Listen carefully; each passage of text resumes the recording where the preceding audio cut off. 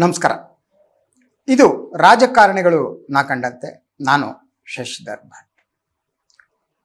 ನಾನು ಬಹಳ ಸಂದರ್ಭದಲ್ಲಿ ಹೇಳುವ ಹಾಗೆ ರಾಜಕಾರಣ ಅನ್ನುವುದೇ ಅದು ವಿಭಿನ್ನವಾದ ಆಟ.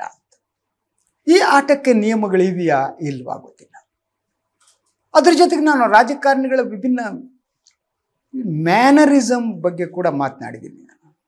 ಒಬ್ಬೊಬ್ಬರು ಯಾವ ರೀತಿ ಇರ್ತಾರೆ, ಅವರ ಗುಣವೇ ಕೆಲವರಿಗೆ ಮಾರಕ ಆಗುತ್ತೆ, ಕೆಲವರಿಗೆ ಅವರ ಗುಣ ಅವರ ಶಕ್ತಿಯಾಗಿರುತ್ತೆ. ನಾನು ಇವತ್ತು ಮಾತನಾಡೋದಕ್ಕೆ ಹೊರಟಿರುವುದು ಮಾಜಿ ಮುಖ್ಯಮಂತ್ರಿ ಡಿ.ವಿ. ಸದಾನಂದ ಗೌಡ ಅವರ ಕುರಿತು. ಸದಾನಂದ ಗೌಡರು ಸದಾ ನಗ್ತಾ ಇದ್ದವರು. ಅದು ಹಲವು ರೀತಿಯ ಜೋಕ್ಗಳಿಗೂ ಕಾರಣ ಆಗಿತ್ತು. ಸದಾನಂದ ಗೌಡರನ್ನು ಯಾವತ್ತೂ ಕೂಡ ಯಾವುದೋ ಸಾವಿನ ಮನೆಗೆ ಕರಿಬಾರದಪ್ಪ, ಬಂದು ನಕ್ಬಿಡ್ತಾರೆ ಅನ್ನುವಷ್ಟು ಜೋಕು.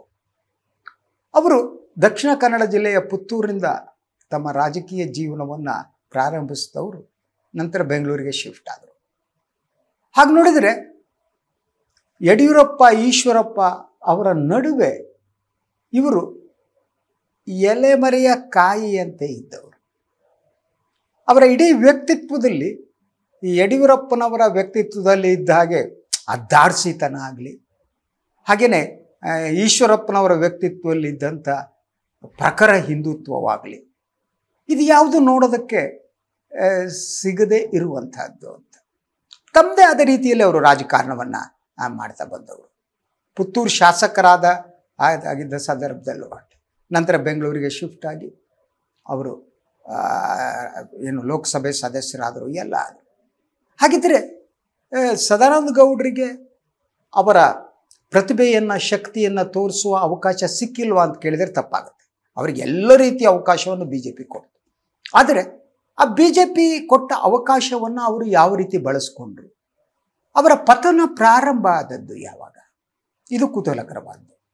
ಅವರು ಮುಖ್ಯಮಂತ್ರಿಯಾದ ಸಂದರ್ಭದಲ್ಲಿ ಯಡಿಯೂರಪ್ಪನವ್ರ ಜೊತೆ ಅವ್ರ ಸಂಬಂಧ ಸರಿ ಇರಲಿಲ್ಲ.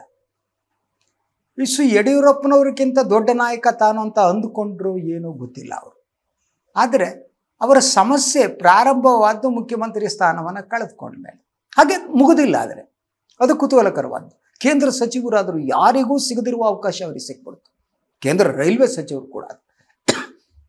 ಆದರೆ ಆ ಅವಕಾಶವನ್ನು ಅವರಿಗೆ ಬಳಸಿಕೊಳ್ಳುವುದಕ್ಕೆ ಸಾಧ್ಯ ಆಗಿಲ್ಲ ಅಂತ ಅನ್ಸುತ್ತೆ.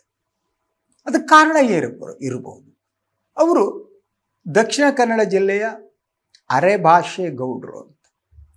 ಅರೆಭಾಷೆ ಗೌಡರನ್ನು ಈ ಘಟ್ಟದ ಮೇಲಿನ ಗೌಡರು ಎಷ್ಟು ಮಟ್ಟಿಗೆ ಗಂಭೀರವಾಗಿ ಪರಿಗಣಿಸ್ತಾರೆ ಅನ್ನೋದು ಒಂದಾದರೆ, ಅದ್ರ ಜೊತೆಗೆ ತಮ್ಮ ಜಾತಿಯ ನಾಯಕ ಅನ್ನುವಂಥದ್ದು, ಒಕ್ಕಲಿಗರ ನಾಯಕ, ಆ ಸ್ಟ್ರೆಂತೆ ಬೇರೆ. ಯಾವುದೇ ಜಾತಿ ಇರಲಿ, ಲಿಂಗಾಯತ ನಾಯಕ ಆ ಸ್ಟ್ರೆಂತೆ ಬೇರೆ, ಹಿಂದುಳಿದ ವರ್ಗದ ನಾಯಕ ಆ ಸ್ಟ್ರೆಂತೆ ಬೇರೆ.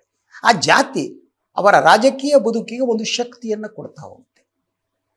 ಆದರೆ ಸದಾನಂದ ಗೌಡರು ಆ ರೀತಿ ತಮ್ಮ ಜಾತಿಯನ್ನು ಬಳಸಿಕೊಳ್ಳೋದಕ್ಕೂ ಸಾಧ್ಯ ಆಗಿಲ್ಲ.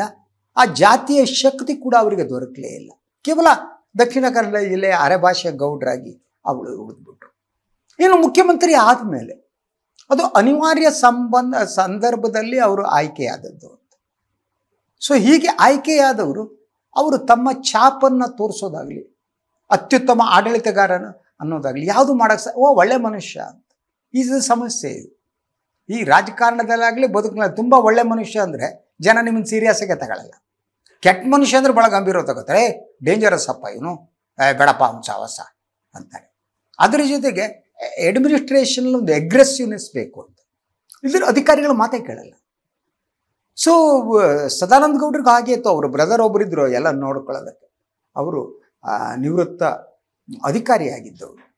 ಅವರು ಸದಾನಂದ ಗೌಡರ ರಾಜಕೀಯ ಬದುಕಿನ ಈ ಅಡ್ಮಿನಿಸ್ಟ್ರೇಷನ್ ಪಾರ್ಟ್ನಲ್ಲಿ ಅವರು ನೋಡ್ಕೋತಾ ಇರೋದ್ರಿಂದ ಒಂದು ಹಂತದವರೆಗೆ ಓಕೆ ಅನ್ನುವಾಗಿತ್ತು. ಆದರೆ BJPಯ ಒಳ ರಾಜಕಾರಣ ಇದೆಯಲ್ಲ, ಅದು ಒಂದು ರೀತಿಯಲ್ಲಿ ಅವ್ರನ್ನ ವಿಚಿತ್ರ ಸಂಕಟಕ್ಕೆ ಸಿಲುಕ್ಬಿಡ್ತು. ಯಾವುದೋ CDಗಳು ಬಂದು ಇನ್ನೊಂದಾಯಿತು.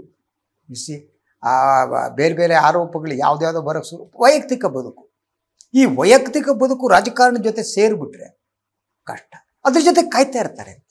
ನೀವು ರಾಜಕಾರಣದಲ್ಲಿ ಪ್ರತಿ ಕ್ಷಣ you will have to prove something. ಅದ್ರ ಜೊತೆ ವೈರಿಗಳು ಸದಾ ಸುತ್ತಲೂ ಇರ್ತಾರೆ. ಯಾವಾಗ ಯಾರು ಬರ್ತಿರ್ತಾರೋ ಗೊತ್ತಿಲ್ಲ. ಹೀಗಿದ್ರೂ ಕೂಡ ಮೋದಿ ಅಮಿತ್ ಶಾಗೆ ಒಂದು ಹಂತದವರೆಗೆ ಸದಾನಂದ ಗೌಡರು ಹತ್ತಿರದವರೇ ಆಗಿದ್ರು. ನೀವು ಮೋದಿ ಪ್ರಥಮ ಆಯ್ಕೆಯಾದಾಗ ಇವ್ರಿಗೆ ಕೊಟ್ಟಿದ್ರು ರೈಲ್ವೆ ಖಾತೆ. ಇದು ಅಂತಿಂಥ ಖಾತೆಯಲ್ಲ ಅಂತ. ರೈಲ್ವೆ ಖಾತೆಯಲ್ಲಿ ಆಗಿದ್ರೆ ಸದಾನಂದ ಗೌಡರು ಏನಾದರೂ ಸಾಧನೆ ಮಾಡಿ ತೋರಿಸಿದ್ರ? ಅವರು ಕರ್ನಾಟಕಕ್ಕೂ ಏನೋ ಹೆಚ್ಚಿನ ಮಾಡೋದಕ್ಕಾಗಿಲ್ಲ, ಅದ್ರ ಜೊತೆಗೆ ಅವರು ಒಳ್ಳೆಯ ಸಚಿವರು ಅಂತ ಹೆಸರು ಪಡೆಯೋದಕ್ಕೂ ಸಾಧ್ಯ ಆಗಿಲ್ಲ. ಸೊ ಮೋದಿ ಅಮಿತ್ ಶಾ ಸೂಕ್ಷ್ಮವಾಗಿ ಗಮನಿಸ್ತಿದ್ರು ಸದಾನಂದ ಗೌಡರನ್ನ. ಸೊ ಒಂದು ಹಂತದ ಮೇಲೆ ಅವ್ರಿಗೆ ಅನ್ನಿಸ್ತು ಇವರ ಹತ್ರ ಕಷ್ಟ ಅಂತ. ಆದ್ದರಿಂದ ರೈಲ್ವೆಯಿಂದ ಅವರು ಬದಲು ಮಾಡಲಾಯಿತು. ಖಾತೆ ಬದಲಾದರೂ ಸದಾನಂದ ಗೌಡರು ಬದಲಾಗಲಿಲ್ಲ, ಅವರ ಅಪ್ರೋಚ್ ಬದಲಾಗಿಲ್ಲ. ಅದರ ಜೊತೆಗೆ ಅವರ ರಾಜಕಾರಣದ ರೀತಿ ರಿವಾಜುಗಳು ಬದಲಾಗಲಿಲ್ಲ. ಪಕ್ಷದ ಒಳಗಡೆ ಅವರಿಗೆ ಆಪ್ತರು ಯಾರೋ ಆಪ್ತರು ಯಾರಲ್ಲ ಅನ್ನೋದು ಅವರಿಗೂ ಗೊತ್ತಾಗ್ತಿರ್ಲಿಲ್ಲ, ಅಲ್ಲಿ ಪಕ್ಷದಲ್ಲಿ ಇದ್ದವರಿಗೂ ಗೊತ್ತಾಗ್ತಿರ್ಲಿಲ್ಲ. ಹೀಗೆ ದಿನವನ್ನು ಸುಮ್ಮನೆ ದೂಡುವ ಪರಿಸ್ಥಿತಿ ಬಂದೋಯ್ತು. ಸಚಿವ ಸಂಪುಟದ ಹೊರಗೆ ಬಿಡಲಾಯಿತು, ಎಲ್ಲ ಆಯಿತು. ಕೊನೆಗೆ ಅವರಿಗೆ ಟಿಕೆಟು ತಪ್ಪೋಯ್ತು. ಈಗ ಇದು ಅವರ ಇಡೀ ರಾಜಕೀಯ ಬದುಕಿನ ಡೌನ್ಫಾಲ್ ಅಂತೀವಿ ನೋಡಿ. ಆ ಡೌನ್ಫಾಲ್ನ ಒಂದು ಹಂತ ನನಗೆ ಅನಿಸುತ್ತೆ. ಆ ಹಂತಕ್ಕೆ ಬಂದು ತಲುಪ್ತು. ಈಗ ಈ BJPಯಲ್ಲಿ ಒಂದು ಇದು ಗುಣ ಇದೆ. ಅವರು ನಿಮ್ಮ ಎಲ್ಲಿವರೆಗೆ ನೀವು ಬಳಕೆ ಆಗ್ತಿರೋ ಅಲ್ಲಿವರೆಗೆ ಬಳಸ್ಕೊತಾರೆ. ಅದಾದ ಮೇಲೆ ನಿಮ್ಮನ್ನು ತೆಗೆದುಬಿಟ್ಟು ಮಾರ್ಗದರ್ಶಕ ಮಂಡಲನ ಇನ್ಯಾವುದು ಕಮಂಡಲನ ತಗೊಂಡು ಹೋಗಿ ಒಗೆದ್ಬಿಟ್ರೆ ಮುಗಿದೋದು, ಯಾರು ಕೇಳುವರೇ ಇರಲಿ. ಈಗ ದಟ್ ಕರ್ನಾಟಕದ ಮಾಜಿ ಮುಖ್ಯಮಂತ್ರಿ ಆದಂಥ ಸದಾನಂದ ಗೌಡರ ಸ್ಥಿತಿ ನೋಡಿ. ಈಗ ಅವರು ಕೋರ್ ಕಮಿಟಿಲಿದ್ದಾರೋ, ಎಲ್ಲಿ ಕರಿತಿದ್ದಾರೋ, ಬಿಡ್ತಾರೋ, ಏನು ಮಾಡ್ತಾರೋ ಗೊತ್ತಿಲ್ಲ ಪಾಪ. ಆದರೆ ಒಂದು ರೀತಿಯಲ್ಲಿ ಪಕ್ಷದ ಒಳಗಿದ್ದು ಹೊರಗಿದ್ದಾಗ ಯಾವುದಕ್ಕೂ ಅವರ ಮಾತು ಮುಖ್ಯ ಆಗಲ್ಲ. ಅವ್ರು ಯಾವುದಕ್ಕೂ ಅವ್ರನ್ನ ಎಷ್ಟು ಕನ್ಸಲ್ಟ್ ಮಾಡಲ್ಲ ಗೊತ್ತಾಗಲ್ಲ. ಇದೇ ಸ್ಥಿತಿಗೂ ಈಗ ಇನ್ನೊಬ್ಬ ಮಾಜಿ ಮುಖ್ಯಮಂತ್ರಿ ಬರೋ ಚಾನ್ಸಸ್ ಇದೆ. ಅದು ಇನ್ನೊಂದ್ಸಲ ಹೇಳ್ತೀನಿ, ಅದು ಬಸವರಾಜ ಬೊಮ್ಮಾಯಿ ಅವರು. ಇವರು ಉಪಯೋಗ ಇಲ್ಲ ಅನ್ನುವ ತೀರ್ಮಾನಕ್ಕೆ ಇವತ್ತಿನ BJPಯಲ್ಲಿ ಅಮಿತ್ ಶಾ ಮತ್ತು ಮೋದಿ ಒಂದು ಸಲ ತೀರ್ಮಾನಕ್ಕೆ ಬಂದರೆ ಮರ್ಸಿಲೆಸ್ ಆಗಿ ಅವ್ರನ್ನ ಒಗೆದು ಬಿಡ್ತಾರೆ. ಅವ್ರು ಎಂಥವರೇ ಆಗಲಿ, ಪಕ್ಷಕ್ಕೆ ಎಷ್ಟೇ ಸರ್ವಿಸ್ ಮಾಡಿರಲಿ, ಯಾವ ರೀತಿ ಮಾಡಲಿ, ಇವರು ನಮಗೆ ಉಪಯೋಗ ಇಲ್ಲ. ಕಟ್ ಥ್ರೋಟ್ ತೀರ್ಮಾನಗಳು. ಅದೇ ರೀತಿ ಕಟ್ ಥ್ರೋಟ್ ತೀರ್ಮಾನದಿಂದಾಗಿ ಸದಾನಂದ ಗೌಡರು ಈಗ ತಮ್ಮ ಮನೆಗೆ ಸೀಮಿತವಾಗುವ ಸ್ಥಿತಿಗೆ ಬಂದಿದ್ದಾರೆ.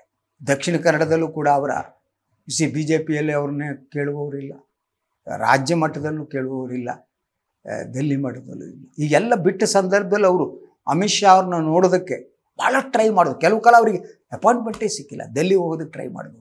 ಅಮಿತ್ ಶಾ, ಮೋದಿಯ ಬಿಟ್ಬಿಡಿ, ಅಮಿತ್ ಶಾ ಅವ್ರನ್ನ ನೋಡೋದಕ್ಕೆ ಅವರು ಪ್ರಯತ್ನ ಪಟ್ಟಿದ್ದು ಅಷ್ಟಿಷ್ಟಲ್ಲ. ಕೊನೆಗೂ ಅವರಿಗೆ ಅವಕಾಶ ಸಿಗದೆ ಹತಾಶರಾದದ್ದು ಉಂಟು. ಅಂಥ ಸ್ಥಿತಿಯಲ್ಲಿ ಅವರು ಪಕ್ಷ ವಿರೋಧಿ ಏನೋ ಅನ್ನೋ ಕೆಲವೊಮ್ಮೆ ಮಾತನಾಡಿದ್ದು, ಕೆಲವೊಮ್ಮೆ ಮಹಾನ್ ಪಕ್ಷದ ನಿಷ್ಠನೋ ಅನ್ನೋಂಥ ಮಾತನಾಡಿದ್ದು. ಈ ಡೋಲಾಯಮಾನ ಸ್ಥಿತಿಗೆ ಸದಾನಂದ ಗೌಡರು ಬಂದು ತಲುಪಿಬಿಟ್ಟಿದ್ದು. ಈಗಲೂ ಕೂಡ ಹಾಗೆ ಅವರು ಮನೆಯಲ್ಲಿ ಕೂತಿರ್ತಾರೆ ಅನಿಸುತ್ತೆ. ನಮ್ಮ ಮಾಧ್ಯಮಗಳು ಆಗಾಗ ಹೋಗ್ಬಿಟ್ಟು ಅವ್ರಿಗೆ ಗೂಟ ಹಿಡಿತಾರೆ, ಏನೋ ಒಂದು ರಿಯಾಕ್ಟ್ ಮಾಡ್ತಾರೆ. ಆ ರಿಯಾಕ್ಷನ್ನು ಕೇಳೋರಿಲ್ಲ. ಒಬ್ಬ ರಾಜಕಾರಣಿಯ ಬದುಕಿನಲ್ಲಿ ಈ ಪತನ ಇದೆಯಲ್ಲ, ಇದು ದುರಂತಮಯವಾದದ್ದು. ಯಾಕೆಂದರೆ ನೀವು ಸದಾ ನಿಮ್ಮ ಮನೆಯಾದರೆ ಜನ ಇದ್ದರೆ ನೀವು ರಾಜಕಾರಣಿ, ನಿಮ್ಮ ಮಾತೇನೋ ನಡೀತಾ ಇದ್ದರೆ ನೀವು ರಾಜಕಾರಣಿ. ಯಾರೂ ನಿಮ್ಮನ್ನು ಕೇಳದಿರುವ ಸ್ಥಿತಿ ಬಂತು ಅಂತಂದರೆ ಆ ರಾಜಕಾರಣಿ ಒಳಗಡೆಯಿಂದ ಕುಸಿತಾ ಹೋಗ್ತಾನೆ. ಅದು ಪತನದ ಕೊನೆಯ ಹಂತ. ಈಗ ಸದಾನಂದ ಗೌಡರ ಸ್ಥಿತಿ ಕೂಡ ಹಾಗೆ ಅಂತ ಅನಿಸುತ್ತೆ. ಇದು ರಾಜಕಾರಣಿಗಳು ನಾ ಕಂಡಂತೆ ಇವತ್ತಿನ ಸಂಚಿಕೆ.